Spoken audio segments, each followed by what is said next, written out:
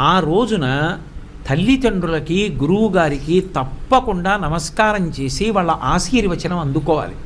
మీ ఇంటికి దగ్గరలో ఏ దేవాలయం ఉంటే ఆ దేవాలయాన్ని దర్శనం చెయ్యాలి. చక్కగా మృష్ణాన్న భోజనం చెయ్యవచ్చు. రాత్రి మాత్రం బ్రహ్మచర్యాన్ని పాటించాలి. పుట్టినరోజున బ్రహ్మచర్య దీక్షకి విరుద్ధమైనటువంటి సాంసారికమైన కార్యక్రమాల్ని నిర్వహించకూడదు. అలా ఉంటే ఆ రోజు పుట్టినరోజుని సక్రమంగా చేసుకున్నాడు అని చెప్తారు. తన శక్తి కొలది దాన ధర్మాలు నిర్వహించాలి. తనకి ఐశ్వర్యం ఉందా దానం చేస్తాడు. తనకి ఐశ్వర్యం లేదు గోగ్రాసం అంటారు. చేతి నిండా కాసిని పచ్చగడ్డి పరకలు పట్టుకెళ్ళి ఒక ఆవుకి తినిపించి ప్రదక్షిణం చేసి నమస్కరిస్తే చాలు. ఇవి పుట్టినరోజు నాడు తప్పకుండా జ్ఞాపకం పెట్టుకుని చెయ్యవలసినటువంటి విషయాలు.